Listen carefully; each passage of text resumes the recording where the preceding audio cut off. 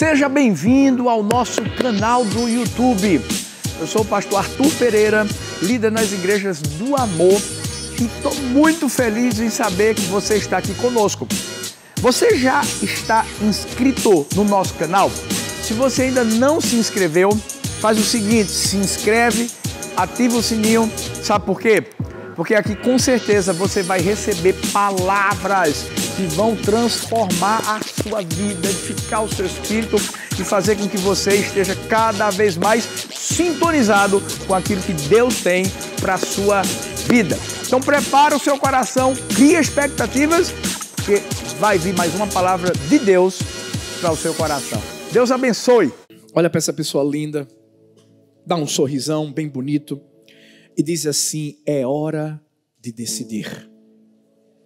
Vamos lá, fala-se bem forte. É hora de decidir. Eita. Isso me lembra uma história que eu acredito que já tenha até contado em alguma mensagem aqui. Uma pessoa foi fazer um vestibular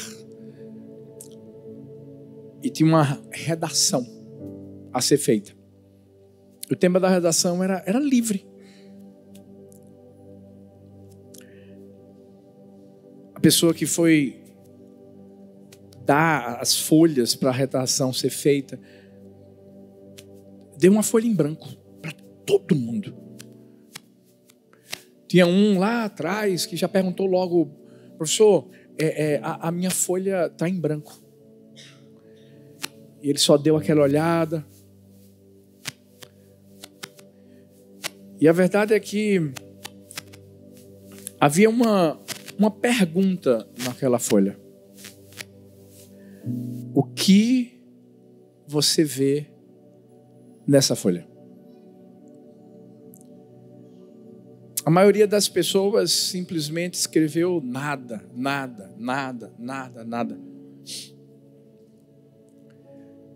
Mas uma das respostas que foi dada foi a seguinte: eu vejo uma oportunidade.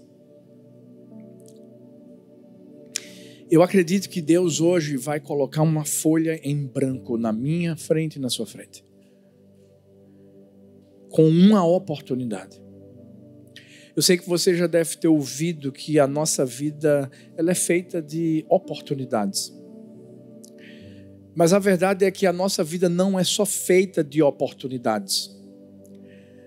Porque não adianta de nada ter oportunidades, mas não tomar a decisão certa. Por isso que a vida é feita de decisões. E são essas decisões que vão permitir que nós vivamos ou não cada promessa que Deus tem feito para nós, o propósito, a missão que Ele tem estabelecido para a nossa vida. Porque se nós olharmos para as oportunidades e não tomarmos a decisão de aproveitá-las, elas vão passar. E pode ser que não voltem mais. Havia 2 ladrões ali, um ao lado direito, o outro ao lado esquerdo de Jesus. Um aproveitou a oportunidade e tomou a decisão certa quando disse: Senhor, lembra-te de mim quando entrares no teu reino.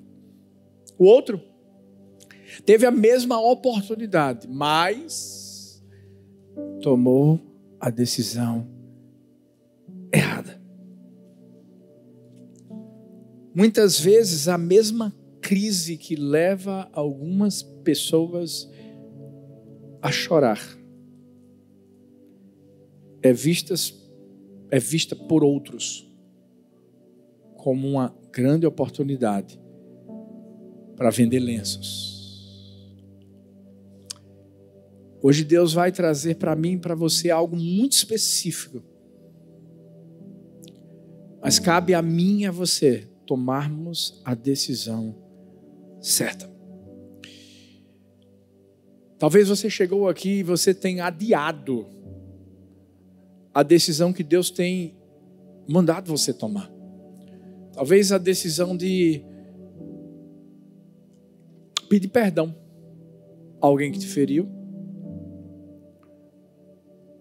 Talvez a decisão de perdoar.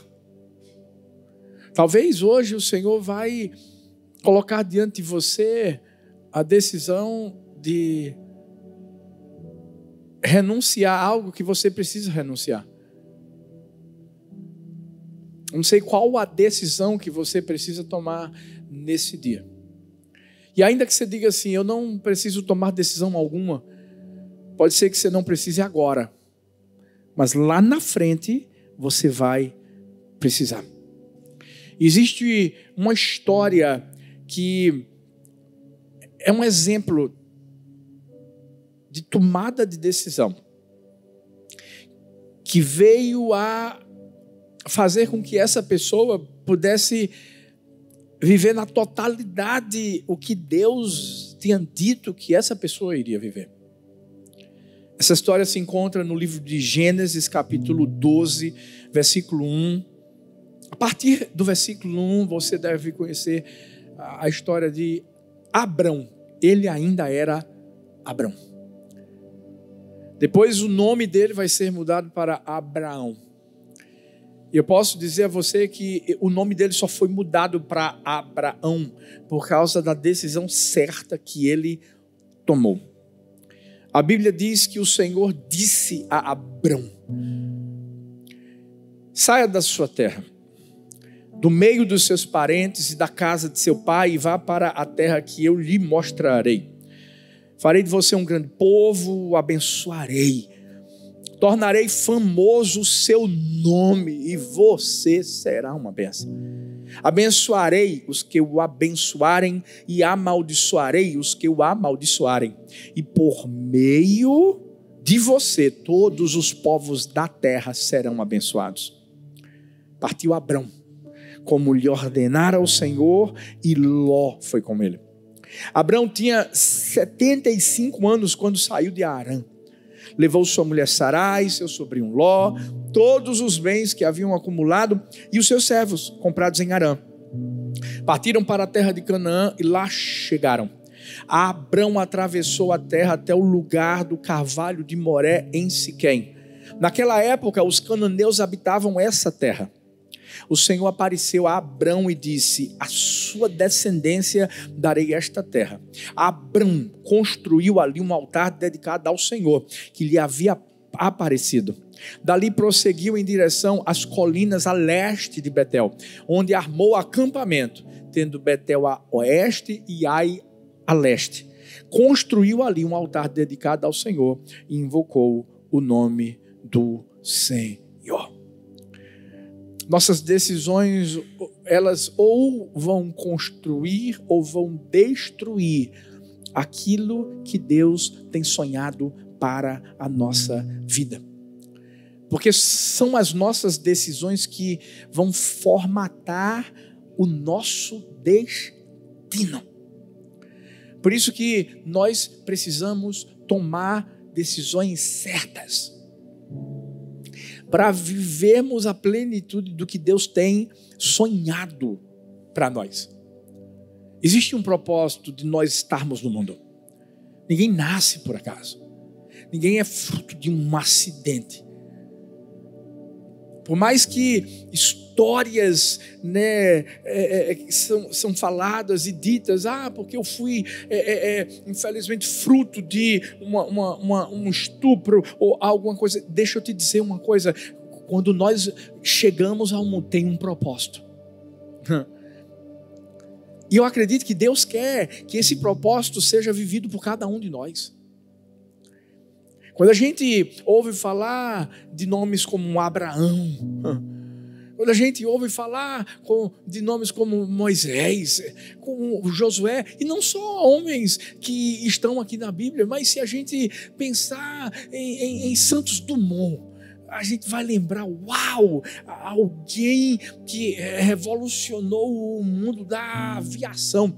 Quando a gente começa a pensar, nós que somos brasileiros, a gente pensa em Pelé, uau, é o melhor jogador do mundo, né? A gente está aqui nos Estados Unidos, quando a gente começa a falar de Walt Disney, de uma forma especial aqui em Orlando, a gente sabe que foi alguém que marcou, né, a sua geração, a sua época. E se eu falasse outros nomes, obviamente viriam outros propósitos que foram vividos. Por que a gente pensa diferente com a nossa vida? Porque nós, às vezes, estamos vivendo a vida de uma forma tão sem relevância. É justamente por causa das decisões que nós deixamos de tomar. Quando não tomamos as decisões certas, não vivemos o destino certo. Ah, pastor, mas Deus podia muito bem dar uma forcinha. Deus já deu toda a força. Deus já preparou absolutamente tudo para mim e para você. Mas quando eu falo em decisão, eu falo em uma palavra que é sinônima, é livre-arbítrio. Deus não vai forçar nem a mim, nem a você a tomarmos decisões que cabem a nós. E diante das decisões, oportunidades que Ele coloca na nossa frente, se nós tomarmos a decisão errada, nós podemos acabar com o futuro que Ele tem para nós. Adão e Eva tomaram a decisão errada. E por terem tomado a decisão errada, Adão foi conhecido como o homem pelo qual o pecado entrou no mundo. Abrão, que recebeu o nome de Abraão por ter tomado a decisão certa, ele é conhecido como o pai da fé. Ele é conhecido como o pai de multidões. E talvez você diga assim, pastor, é isso que eu quero tomar a decisão certa, eu quero fazer o que é certo, o que é que eu preciso fazer para decidir certo. Com a experiência de Abraão, nós vamos aprender quais foram os passos que ele deu para que a promessa que Deus trouxe para ele se tornasse realidade. E promessa cada um aqui tem. E eu sei que Deus já deve ter falado algo muito específico ao seu coração. Tem. Talvez você diga, por que não aconteceu ainda? Talvez não aconteceu por causa disso aqui. Ó. A gente vai descobrir hoje. O que eu preciso decidir hoje? Eu tenho que decidir parar para ouvir Deus. Gênesis 12:1 diz assim: então o Senhor disse a Abrão. Gente, Deus falou com ele.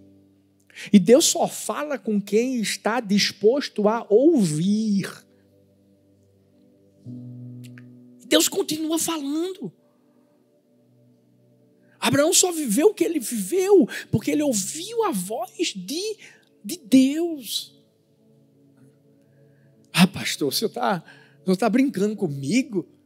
Eu vou ouvir como Deus. Será que eu vou ouvir aquela voz que ecoou no momento em que João Batista batiza Jesus? Esse é o meu filho amado. Não. Deus fala de uma forma tão simples, mas tão poderosa nos dias de hoje. O problema é que nós estamos tão ocupados com tanta coisa, que são tantas vozes que ecoam, que nós não conseguimos ouvi-lo. Mas quer ver Deus falar? Simplesmente Fecha a porta do teu quarto. E quando eu falo a porta do teu quarto, pode não ser um quarto literal, mas é um momento em que você vai simplesmente parar tudo para ouvir a voz dele, pegar a palavra. É aqui só, pastor? Não, Deus vai falar aqui, mas Deus vai falar em qualquer lugar onde você estiver. Deus pode falar com você quando você estiver. A porta do seu quarto fechada pode ser o carro. Quando você está indo trabalhar e você coloca ali, sabe, a Bíblia falada e você está ouvindo, a fé vem pelo ouvir. Ou é um louvor que você está escutando e Deus começa a queimar algo dentro do seu coração. O problema é que muitas vezes nós não estamos sensíveis. O fato de a gente estar aqui hoje não quer dizer que a gente está sensível. A Bíblia fala que Maria, que estava tão perto de Jesus há tanto tempo, quando Jesus ressuscitou, ela ouviu a voz de Jesus, mas não sabia que era Jesus. Só depois, quando Jesus fala, Maria. Samuel vivia no templo, perto de Eli, mas ele ainda não conhecia a voz de Deus. E Deus teve que chamá-lo repetidas vezes para que ele pudesse escutá-lo. O maior problema, filhos, é que a culpa é nossa. Deus está falando, Ele continua falando.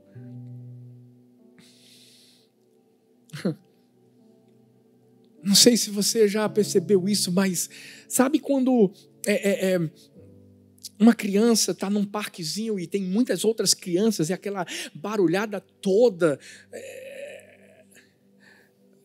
Se o pai ou a mãe, principalmente a mãe, estiver ali,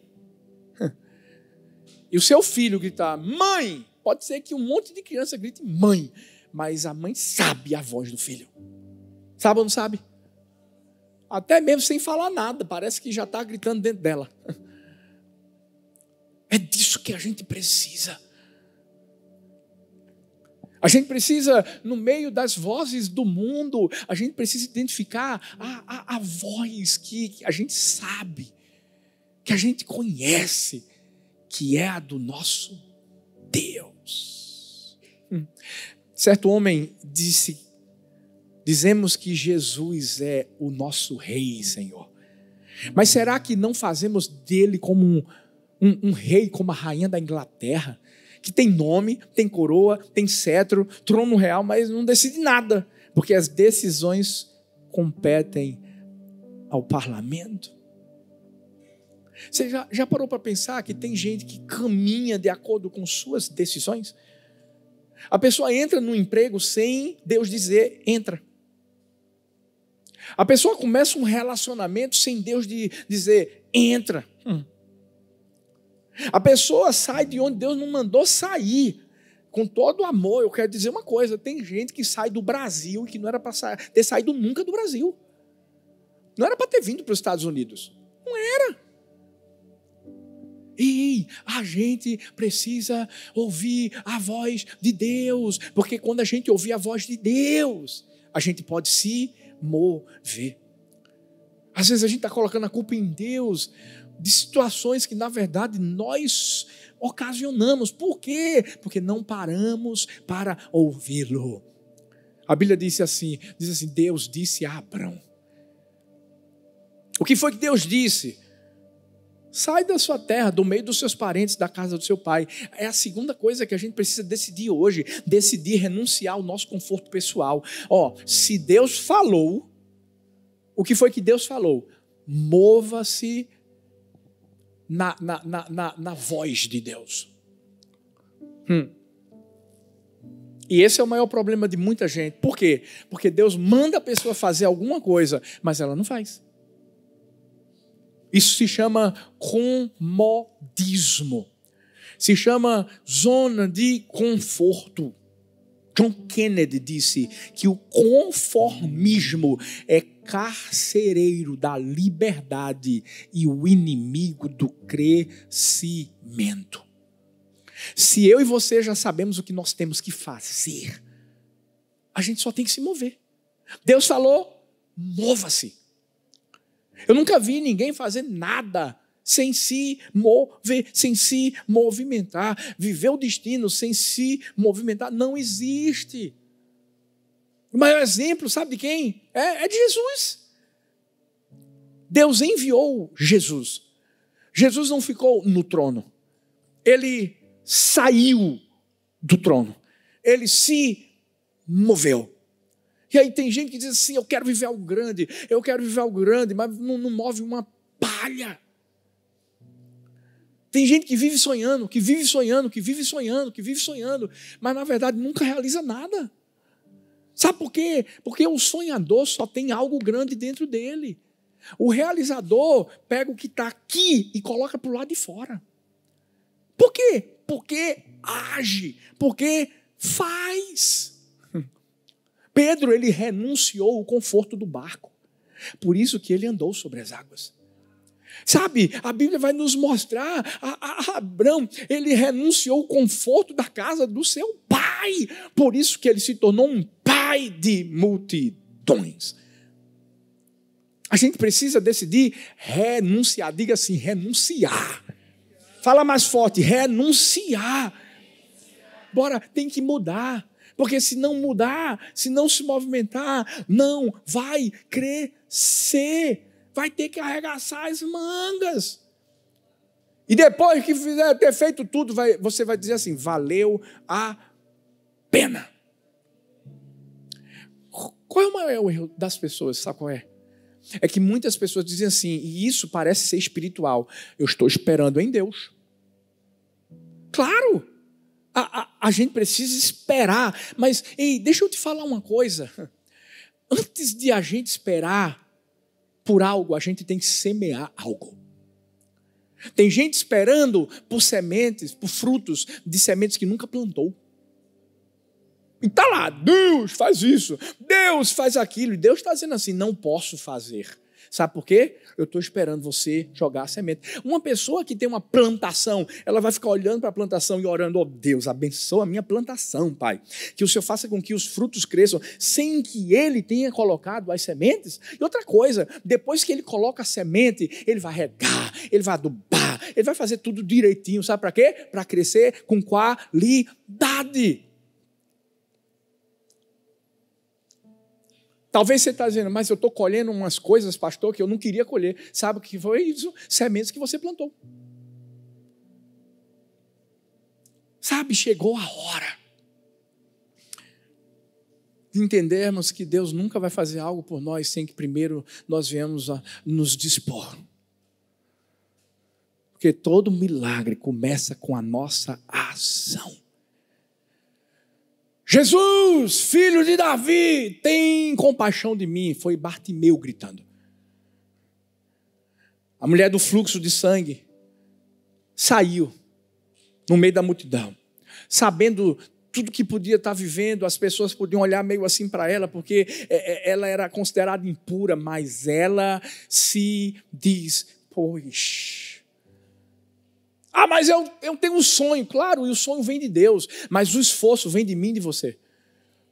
Deus manda o reforço para quem tem esforço. Senão, você vai ficar esperando o resto da sua vida. A gente não pode cair na desculpa dos medíocres. A gente não pode cair na desculpa dos preguiçosos. Não. Porque tem muita gente que estou esperando, pastor. Ou então é assim, não, pastor, eu vou fazer, amanhã eu faço. Não, Deus, eu faço amanhã. Deixa eu te dizer uma coisa, amanhã pode nem existir para mim, para você. Eu sempre digo, o melhor dia da nossa vida é hoje, é hoje, é hoje, é hoje. A gente tem que acordar todo dia dizendo, é hoje, é hoje. Tem que fazer alguma coisa hoje, hoje. Faça o natural, que Deus vai fazer o sobrenatural. Pode dar o primeiro passo, o mar se abre. Pode tirar a pedra, a morte vai ter que se render à ressurreição. Pode entregar os 5 pães e 2 peixinhos, porque eu posso dizer com toda a convicção, vai haver multiplicação. Porque Deus só termina aquilo que a gente começa. Ruth estava vivendo uma situação, perdeu o esposo, estava com a sogra, e agora? Vou ver o quê? Ela não ficou parada. Sabe o que ela disse assim? Eu vou para a plantação, eu vou ralar, eu vou pegar a promessa de Deus e eu creio, vai acontecer na minha vida. Daqui a pouco chegou Boaz.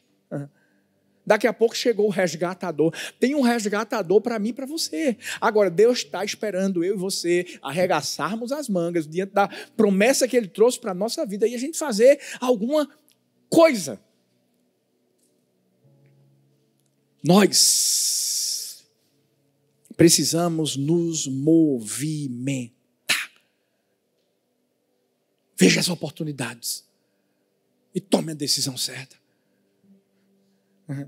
Isso me faz lembrar da história de um garotão, um menininho que foi para a igreja, sol, feito verão aqui em Orlando. Entrou, a mãe pergunta, quer água? Não, tô bem. Tem certeza? Tô bem. Então bora ouvir a palavra. Você entrou no primeiro banco aqui, louvou, adoração. Quando acabou a adoração, ele fez, mãe, eu tô com sede. Mãe nordestina não fala. Ela sinaliza. Gesticula. Quando o menino diz, estou com sede, mãe. A mãe só fez assim. Na hora passou a sede do menino. O pastor sobe no púlpito, feliz da vida, assim, sabe? Feito eu empolgado, e disse, Deus está falando algo comigo. Deus está falando algo comigo. Ele pegou o copo com água e disse assim, se alguém tem sede, venha a mim e beba. Deus está falando isso hoje. O menino olhou para cima. Olhou para a mãe e disse, não é possível. Deus ouviu minha oração. Ainda assim, ele ficou meio receoso, porque a mãe está dizendo, glória a Deus, chorando. Esse meu Deus, o que é que eu faço? O que é que eu faço? Aí mais uma vez o pastor, Deus está falando, se alguém tem sede. E deu aquela pausa. Quando deu a pausa, o menino soltou a mão da mãe, pegou o copo e bebeu água. Deus está esperando a gente fazer isso. A palavra já foi lançada. Agora Deus está esperando você correr. Para você viver o que Ele disse que você iria viver. Ah, pastor, mas o problema sabe o que é? É que humanamente falando é difícil. Pronto, hoje é o dia de você decidir se arriscar. Porque aqui em Gênesis 12, 1, a parte C diz assim, vai para uma terra que eu vou te mostrar. Deixa eu te falar uma coisa, Deus é sobrenatural, gente. As coisas que a gente tem que viver da parte de Deus, estão ligadas à fé. Você está pensando que vai ser uma coisa pequenininha? Se for pequena, você faz sozinho. Mas é grande. E Deus quer que você use a sua fé. Não é falar de fé, é viver a fé. É a mulherada, por exemplo, ter um cartão de crédito. Imagina, Fran, cartão de crédito, Ricardão, deu para tu. Ilimitado. Você chega e diz assim, hoje eu estou com uma vontade de gastar. E ele diz assim, vai, Momo. Vai, love of my life. Vai, darling. Vai, dear. Aí você vai empolgada. Uau, Vicky já diz assim, eu também vou. Aí você chega lá, você vê aquelas coisas que você gosta, sabe? Faz um story lá do curso. E daqui a pouco, quando você pensa assim, vou pagar, você tira o cartão. E na hora de passar, você faz assim, eu não vou comprar não. É só suposição, isso nunca acontece. Com mulher, nunca. Meu Deus, isso aqui é uma mulher. Disse assim, Ricardo disse assim, com ela acontece, pastor. Vamos fazer um curso aqui na Igreja do Amor? Para a mulherada? Para essa, acho que é um complemento.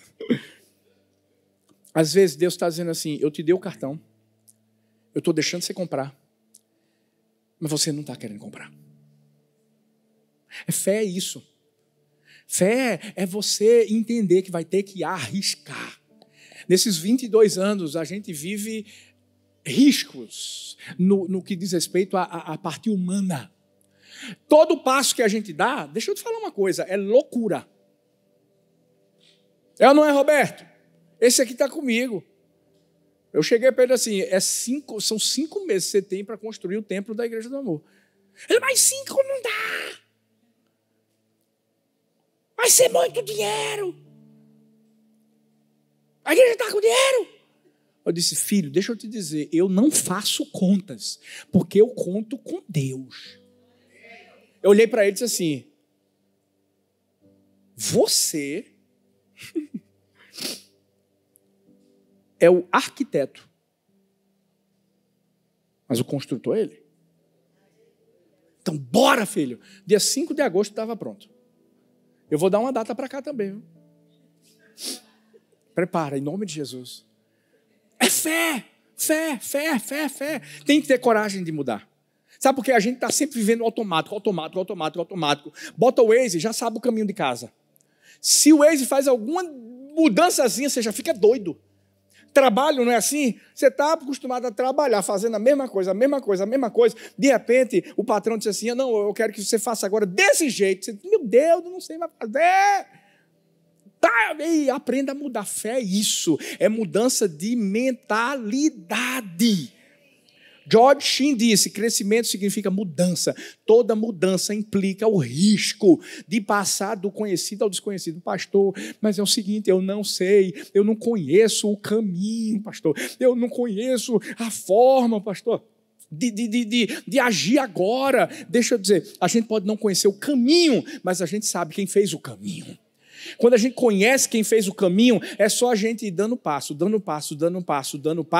porque Deus vai fazer a gente chegar no nosso destino. É o segredo.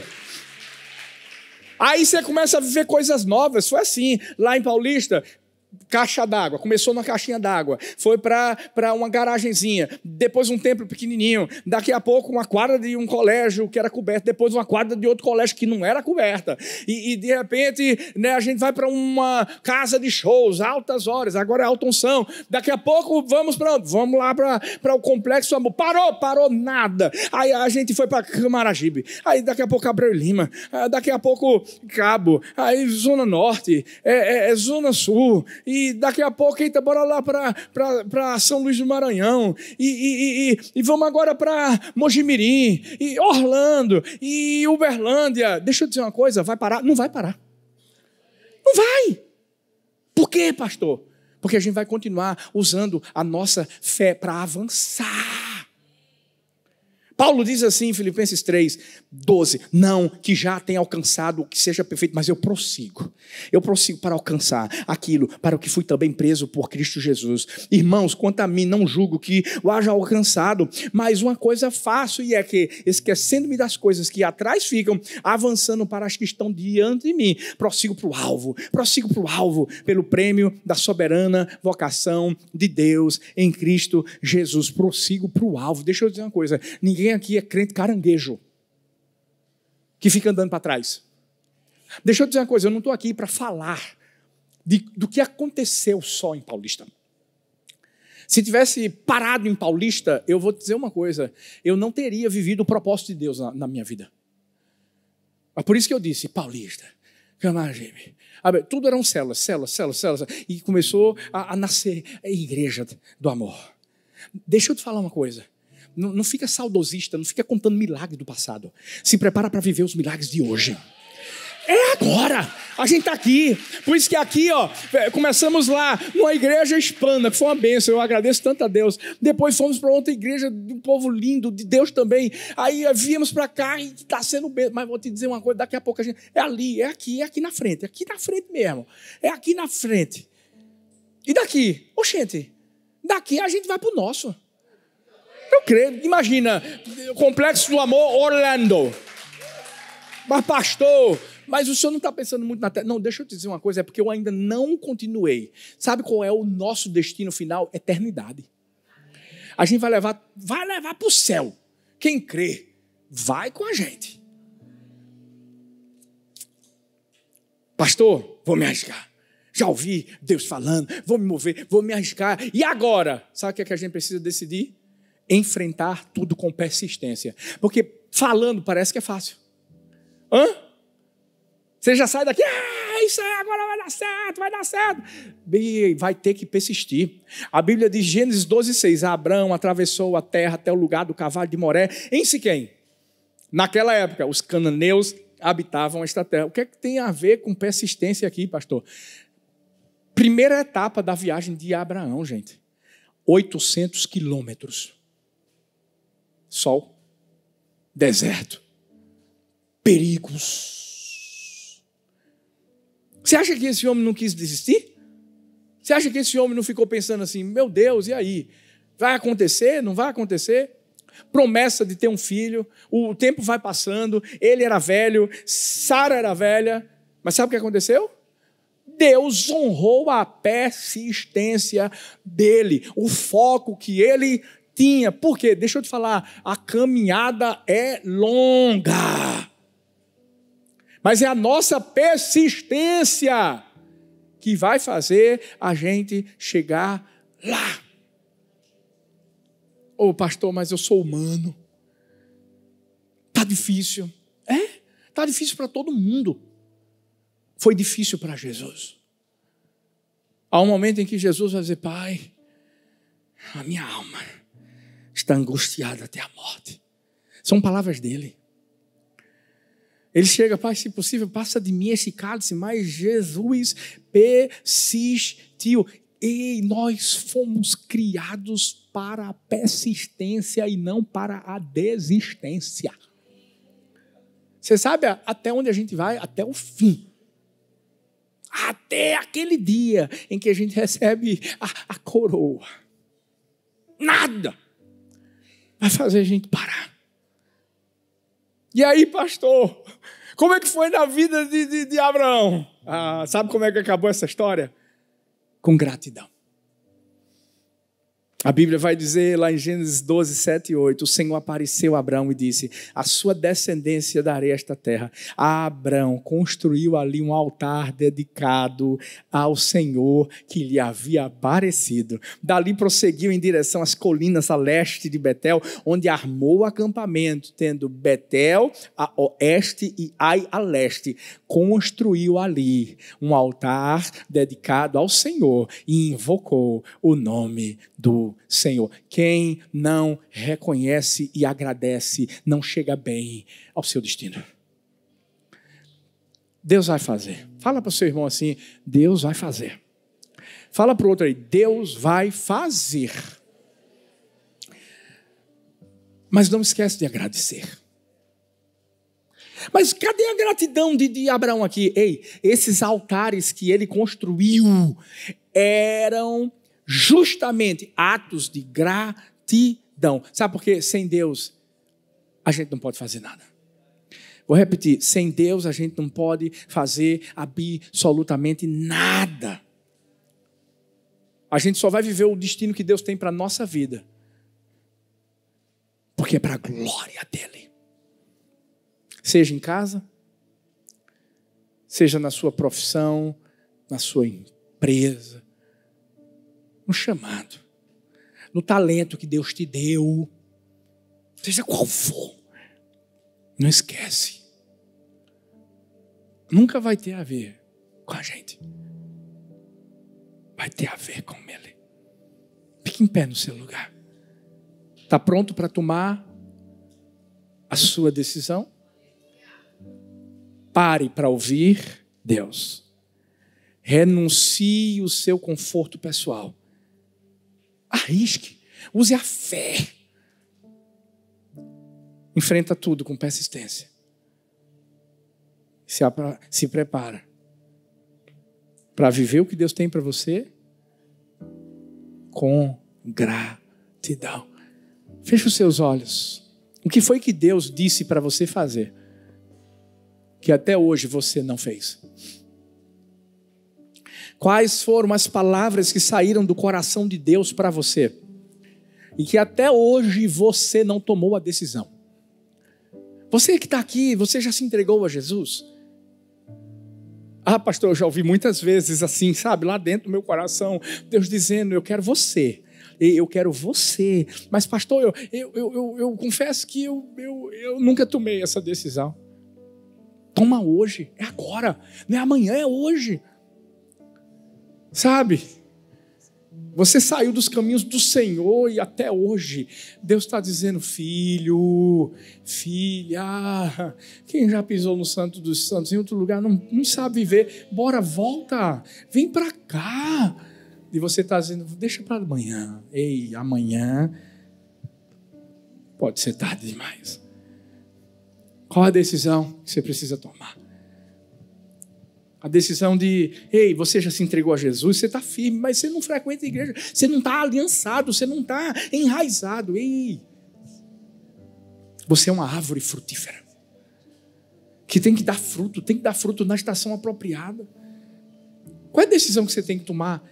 A decisão de ser um esposo melhor, de ser uma esposa melhor, de ser um pai melhor, um filho melhor. Ei, qual é a decisão que você tem que tomar de consertar a tua vida diante das pessoas? Existem pendências. Talvez alguém te feriu. Ei, você tem que perdoar. Talvez você feriu. Você tem que pedir perdão. Qual é a decisão? A decisão talvez de abandonar algumas atitudes que você está tomando e que não são coniventes com a vida de Deus em você. Ei, que hoje você deixe essa fonte limpar a sua vida e você tome a decisão certa.